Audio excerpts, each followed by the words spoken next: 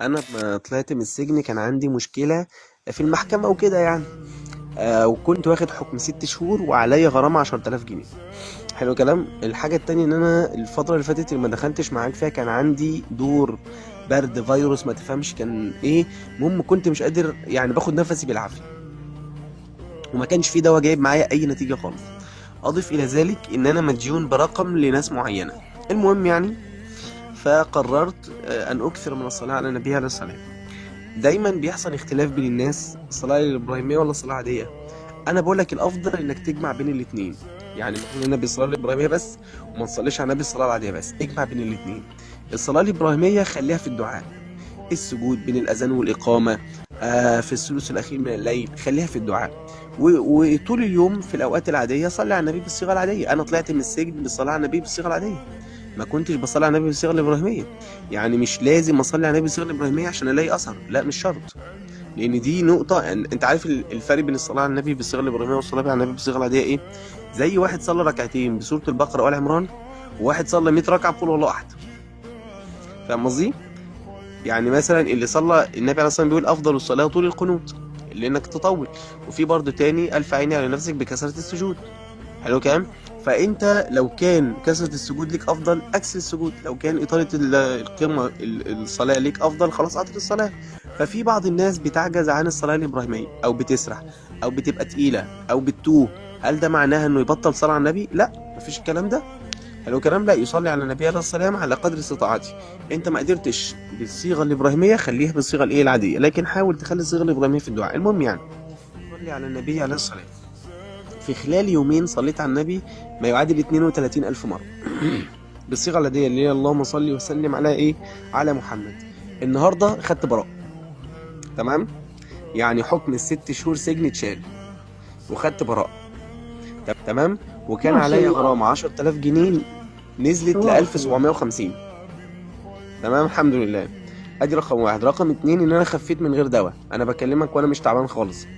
يعني رغم ان انا رحت للدكتور وخدت ادويه ما كانش في حاجه بتجيب معايا نتيجه، لكن لما صليت على النبي عليه الصلاه والسلام وكثفت الصلاه على النبي عليه الصلاه والسلام في خلال يومين المرض اختفى. حلو كلامه بالصيغه العاديه.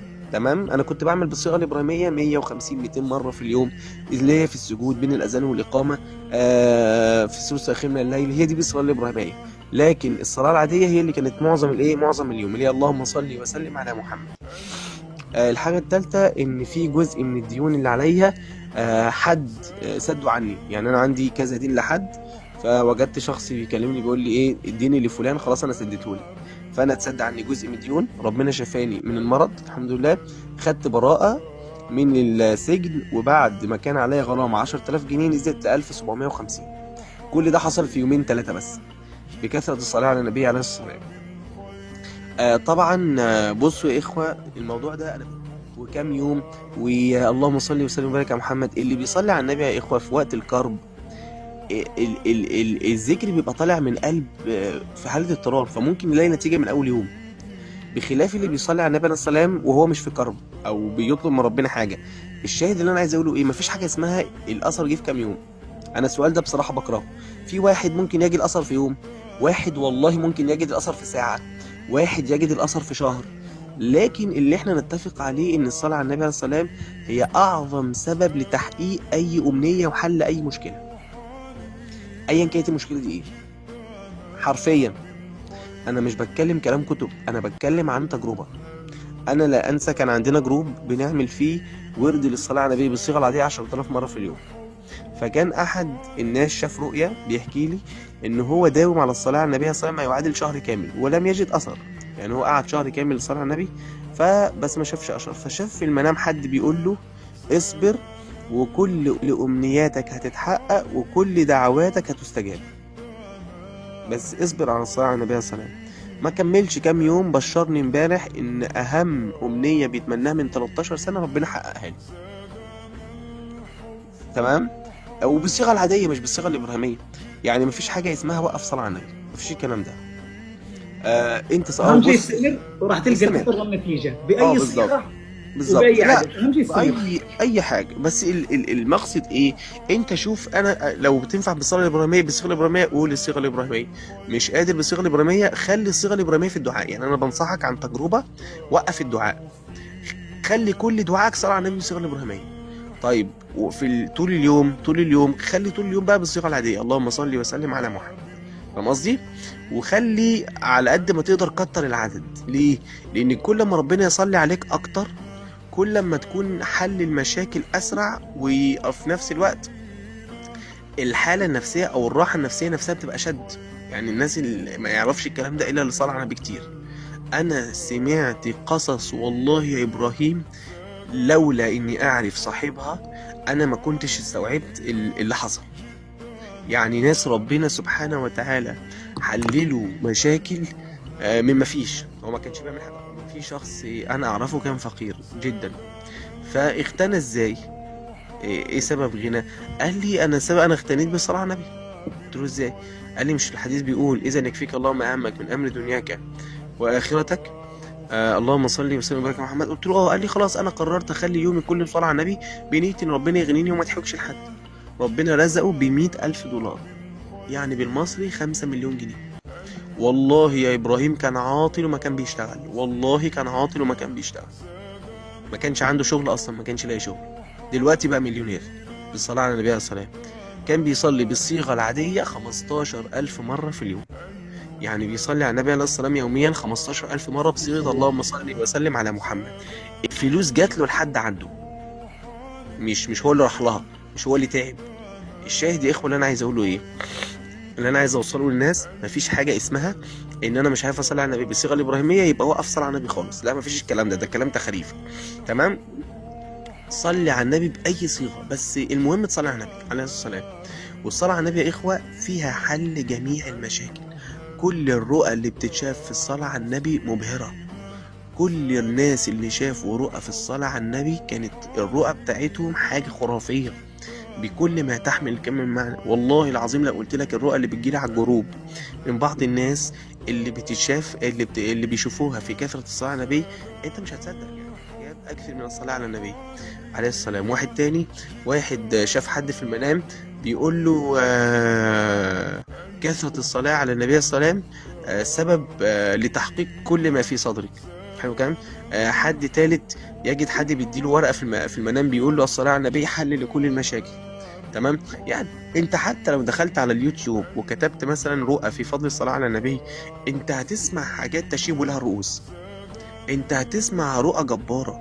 يعني اصلا كان احد من المشايخ عندنا في الازهر يقول لك ان من معجزات النبي الخالدة، من معجزات النبي اللي موجودة لحد دلوقتي، ان زي ما ربنا خلى النبي سبب في دفع الشرك ومحو اثره من الارض، خلى الصلاة عليه سبب في محو الهم ودفع اثره من الصدر. يعني النبي عليه السلام عميقة جدا. حبيبي فالنبي عليه السلام ربنا من معجزاته اللي لسه موجودة لحد دلوقتي ان ربنا خلى الصلاة على النبي سبب لحل اي مشكلة، ايا كانت المشكلة دي عويقة، ايا كانت المشكله دي صعبه. انا كنت لما في السجن كنت بصلي على النبي اللهم صل وسلم وبارك على محمد، وساعات كنت بقول اللهم صل وسلم على محمد عادي. فانت دلوقتي معاك سلاح، الصلاه على النبي عليه السلام عامله زي سلاح، كل ما تستخدمه صح، حلو الكلام، كل ما ربنا يعجل لك بالحل. والله العظيم انا كنت اقول لناس ما بتصليش اقول له صلي على النبي بنيه ان ربنا يهديك تصلي، حتى لو ما بركعهاش، اكتشف ان ما يعديش اسبوع الا وتلاقيه بيحافظ على صلاه الخمس في ميعادها. واحد تاني انا بشوف كوابيس صلي على النبي عليه الصلاه والسلام. انت حتى يعني مما بلغني ان كثره الصلاه على النبي عليه الصلاه والسلام بتخليك تشوف رؤيه فيها الحل. يعني لو انت واقع في مشكله وبتصلي على النبي عليه الصلاه والسلام وانت مش عارف حلها ايه، تلاقي نفسك شفت منام، رؤيه في المنام تقول لك حل المشكله دي. فمثلا واحد يصلي على النبي فيرى في المنام اكثر من تاج الذكر، او يرى في المنام اكثر من الاستغفار، او يرى في المنام اشرب ميه زمزم. يعني حتى لو الصلاه على النبي ما حلتلكش المشكله فهي بتوجهك لحل المشكله. انا لم ارى حلا لجميع المشاكل البدنيه النفسيه الماليه زي الصلاه على النبي. انا بتكلم عن تجربه، مش كلام كتب. الصلاه على النبي عليه السلام انا اسف في الكلمه، اللي يسيبها يبقى متخلف عقليا. يعني اللي يعدي عليه يوم لا يكثر فيه من الصلاه على النبي عليه السلام ده واحد لازم يروح مستشفى الامراض العقليه حرفيا. لازم نتصل بمستشفى المجانين تاخده. ليه؟ احنا في زمن، انت عارف العلماء بيقولوا ايه الفرق بين الهم والحزن؟ الحديث بيقول اللهم اني اعوذ بك من الهم والحزن. حلو كلام. الحزن حاجه فاتت وانت كل ما تفتكرها تحزن، ده الحزن. الهم حاجة بتشيل تفكيرها في المستقبل. خايف من الفقر، خايف من المرض، خايف من السجن، خايف على عيالك. اي حاجة شايل همها في المستقبل اسمها هم. طبعا كلنا عندنا حاجات نفسنا فيها في المستقبل، فكلنا عندنا هموم. يعني مش شرط يكون كلنا عندنا احزان. في ناس الماضي ده مش شاغلها، لكن قطعا الحاجة الاساسية ان كلنا عندنا هموم، سواء هموم دنيا او هموم اخره. يعني مثلا ما فيش حد فينا نفسه مثلا يشوف النبي في المنام، ما ده هم. ما فيش حد فينا نفسه ربنا يتوب عليه من ذنب، ما ده هم. ما فيش حد فينا نفسه يوم القيامة يكون في الفردوس الأعلى، ما ده هم. أي حاجة تشغلك في المستقبل اسمها هم.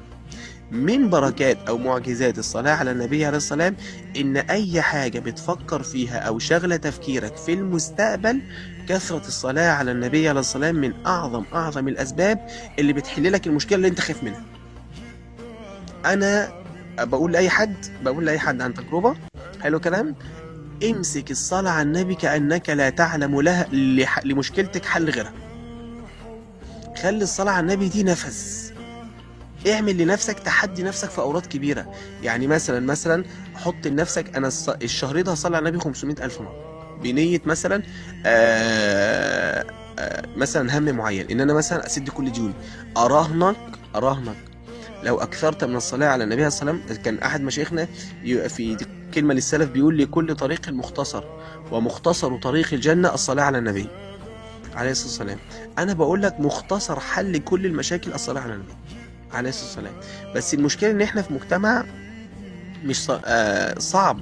يا جماعة مش مهم الصيغة، مش شرط صلاة إبراهيمية أو صلاة عادية، أي صيغة إن أنت تعمل لنفسك تحدي، ان انت تضغط على نفسك شويه. لا، صلي على النبي كتير بنيه ان ربنا، والله العظيم حتى لو من غير نيه انت تلقائيا هتلاقي حاجات غريبه بتحصل في حياتك. والله العظيم يا ابراهيم انا بتحصل معايا حاجات لما بكثر من الصلاه على النبي، انا نفسي بستغرب. يعني انا شخصيا بستغرب من اللي حصل ازاي من غير اي اسباب. ولما الواحد بيقصر في الصلاه على النبي عليه الصلاه والسلام فعلا بتلاقي الدنيا بقى صعبت. فانا احنا النهارده يوم خميس، حلو الكلام. النهارده خلاص داخلين على الخميس والجمعه. ايه رايكم ان احنا ننفع بالصيغه الابراهيميه او بالصيغه العاديه؟ نحاول على قد ما نقدر بقنا ده ما يوقفش من الصلاه على النبي صلى الله عليه وسلم لحد يوم الجمعه قبل العصر بساعه، قبل المغرب بساعه، والساعه دي ناخدها كلها دعاء بالصيغه الابراهيميه بنيه حاجه معينه. اراهنك لو عدى الاسبوع اللي بعده الحاجه دي ما اتحلتش.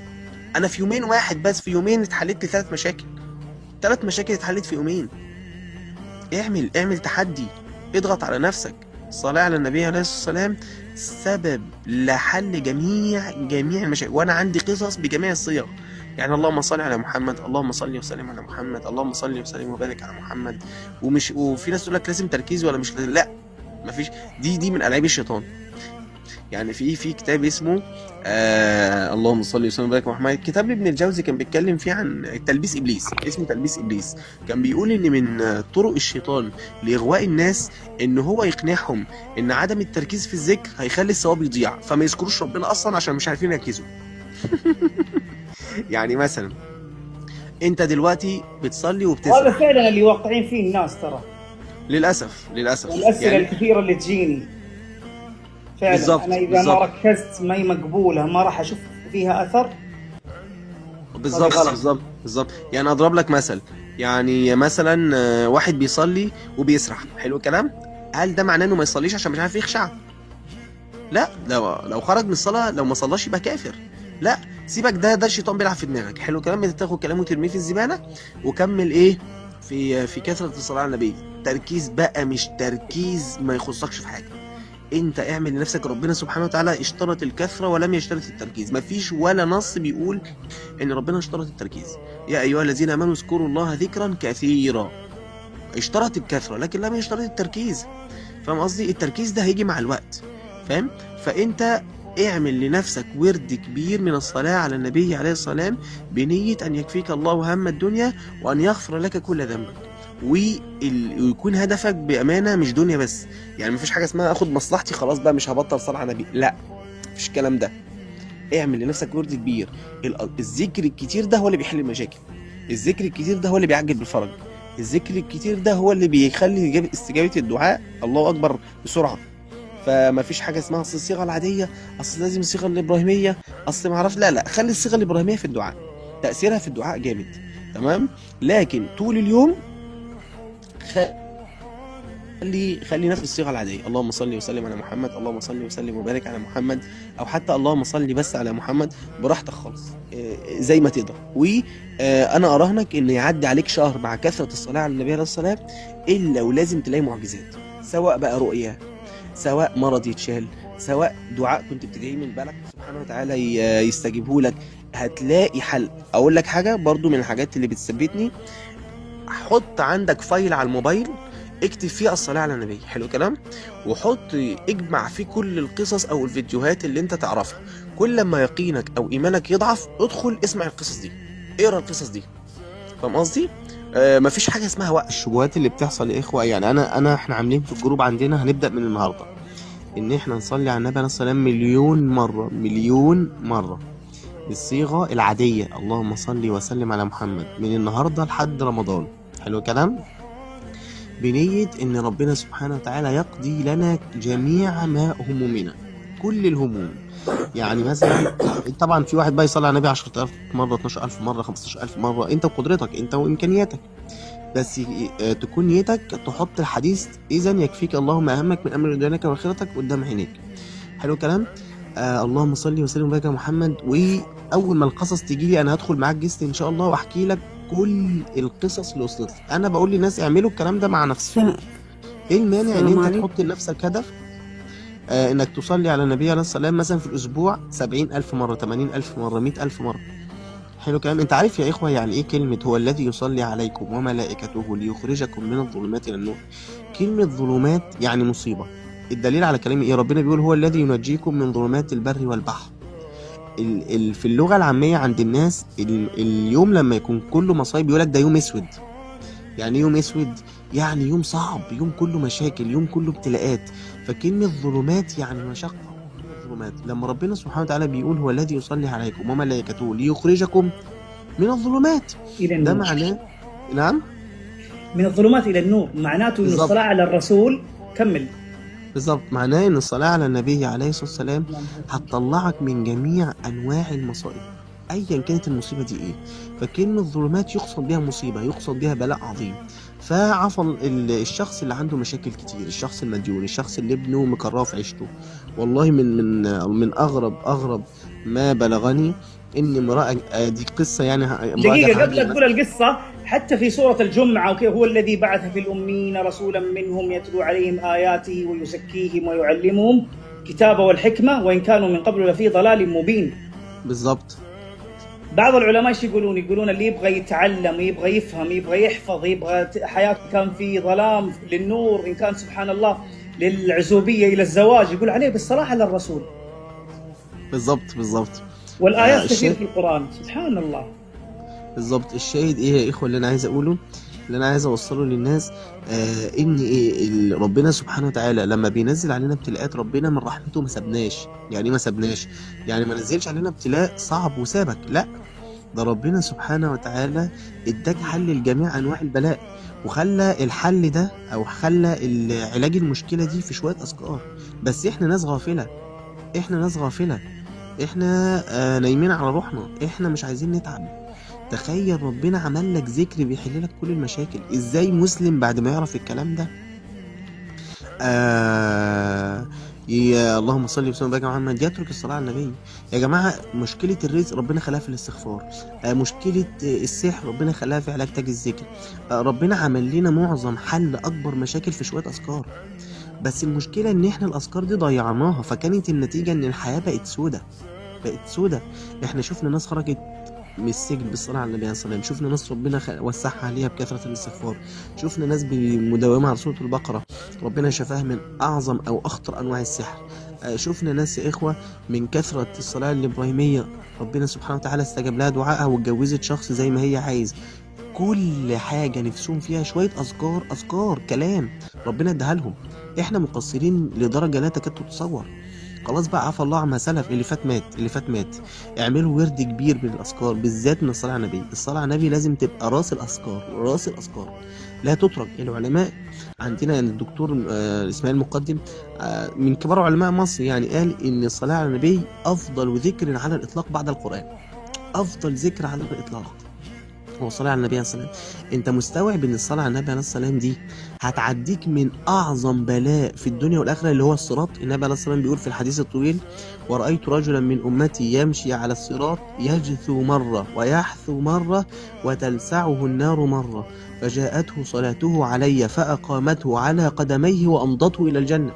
يعني الصلاة على النبي عليه الصلاة والسلام عدت واحد من على الصراط اللي هو تحت جهنم، اللي النبي أخبر إن ساعتها الناس شعرها بتشيب من الرعب، عدته منها على خير. يعني الصلاة على النبي عليه الصلاة والسلام بتعدي من الصراط، بتعدي من فوق جهنم، فما بالك بقى من مشاكل الدنيا التافهة. الصلاة على النبي عليه الصلاة والسلام بتحل كل مشاكل الآخرة. إيه مشاكلنا في الآخرة؟ حسنات، محو سيئات، رفع درجات. ادي مشكله ايه؟ كل الاخره كده. حلو الكلام. الحسنات في الصحيفه، ومحو سيئات يفيدك في الميزان، وعلو الدرجات والقرب من النبي عليه الصلاه والسلام يعديك من الصراط. حلو الكلام. انت عندك لما كل حتى مسح السيئات، ولا بتاع كلامك الا في خير، مسح السيئات من قلبك ومن صحائف الملائكه وفي الميزان. سبحان الله. بالظبط. فتيجي عند الميزان كفه الحسنات تطب، لان انت كل صلاه على النبي عليه الصلاه والسلام. الحديث صحيح يا جماعه، الصحيح الحديث صحيح. كل صلاه على النبي انت بتزيد، انت بتاخد 10 حسنات وتمسح عنك 10 سيئات، يبقى انت كده الميزان بتاعك هيتقل. تيجي تعدي على الصراط، النبي اخبر بنص الحديث ان الصلاه على النبي صلى الله عليه وسلم سبب للمرور على الصراط، وانت عديت من على الصراط. في نفس الوقت النبي قال: اولى الناس بي يوم القيامه اكثرهم على الصلاه. يعني ايه اولى الناس بي؟ قال لك اولى الناس يعني اكتر واحد ليه حق ان انا اشفع له، اكتر واحد ليه حق انه يبقى قريب مني، يعني عايز الفردوس الاعلى. انت مستوعب ان الصلاه على النبي عليه الصلاه والسلام بتحل مشاكل عامله ازاي؟ انت مستوعب ولا مش مستوعب؟ يعني اذا كان مشاكل الاخره اللي تشيب الرؤوس الصلاه على النبي بتحلها، فما بالك بمشاكل الدنيا. بس المشكله ان احنا ما عندناش يقين، وفي نفس الوقت مش بنداوم، عايزين نتيجه بسرعه، ما لقيناش نتيجه بسرعه الشيطان يدخل يقول لك: ايه اوبا يا عم الحاج، اديك صليت على النبي ومفيش اي نتيجه، ده كل ده تخاريف. والاقي ناس تدخل لي على الخاص تقول لي: انا صليت على النبي ومفيش نتيجه. يا ستي اصبري شويه. انا لا اعتقد ان في انسان يلجا الى الله ويكثر من الصلاه على النبي صلى الله عليه وسلم وربنا يرده. انا ما شفتهاش بعيني، بكلمك بجد، انا ما شفتهاش بعيني. تمام. ما فانا في خرجت ابدا، ما في واحد. شوف يا شيخ بكر، خلينا نتفق على شيء. الله يقول لنا: ففروا الى الله، ويقول لنا: تعالوا لي والجأوا لي، ويخذلنا. لا مستحيل. شيء انا بقول للناس ما تنشغلوش بقضيه الصيغه الابراهيميه ولا الصيغه العاديه، اللي ربنا يفتح لك فيه كمل فيه. ما تنشغلوش بتركيز ولا من غير تركيز، سيبك من الكلام ده. قدرت بتركيز اعملها، ما قدرتش بتركيز خلاص. تمام. لكن المهم ان لا تقف عن كثره الصلاه على النبي خالص. خلي نيتك النبي عليه الصلاه والسلام. يا جماعه لما ربنا يديك مكافاه اعرف انه بيحفزك. لما النبي عليه الصلاه والسلام بيقول: اذا يكفيك الله ما همك، الحديث ده كان بيتكلم عن ايه؟ عشان بس نفهم امتى نصلي على النبي الصلاه الابراهيميه وامتى نصلي الصلاه العاديه. الراجل راح النبي قال له: اني اكثر الصلاه عليك فكم اجعل لك من دعائي. يعني اذا الكلام هنا بيتكلم عن الدعاء. يعني انا دلوقتي بصلي ادعي للنبي، اصلي على النبي قد ايه في الدعاء؟ قال له: ما شئت. قال له: اجعل لك ربع صلاتي. افضل صيغه في الدعاء هي الصلاه الابراهيميه. في الدعاء انا بقول اهو في الدعاء. يعني مثلا لو واحد عايز يصلي على النبي انا بقول له اعمل حاجتين: خلي الصلاه على العاديه اللهم صل وسلم على محمد وانت في الميكروباص وانت في الشغل وانت بتغسلي المواعين وانت في البيت، لكن الصلاه الابراهيميه خليها في الدعاء. تمام. قال له: اجعل لك ربع صلاتي، اجعل لك نصف صلاتي، اجعل لك صلاتي كلها. يعني ما ادعيش خالص واصلي على النبي بس. قال له: اذا تكفى همك ويغفر ذنبك. فاهم قصدي؟ يبقى الاصل ان الصلاه الابراهيميه تكون بالذات وقت الدعاء. خلي دعاء كله صلاه على النبي عليه الصلاه والسلام، وخلي طول اليوم صلاه بالصيغه العاديه. خلاص. يعني الصلاه الابراهيميه ما تعملهاش عدد، لا، بين الاذان والاقامه، في السجود، الثلث الاخير من الليل، ساعه الاجابه يوم الجمعه، اكثر من الصلاه الابراهيميه. لكن طول اليوم صلي على النبي عليه الصلاه والسلام بالصيغه العاديه. وانا اراهنك انه يعدي عليك اسبوعين 3 الا وتجد فرج من الله عظيم بمعنى الكلمه. هتجد حاجات غريبه بتحصل معاك، رؤى غريبه بتشوفها في المنام. فمش عايز اطول اكتر من كده بصراحه، لكن الموضوع مهم. ما تنشغلوش يا جماعه بموضوع اصلي على النبي بأني صيغه والعدد قد ايه والفرج بعد كام يوم. انشغل ان تقيم امر الله. الفرج جاي، الموضوع منتهي، ما فيش خلاف في كده. لكن انت انشغل باقامه امر الله والفرج جاي.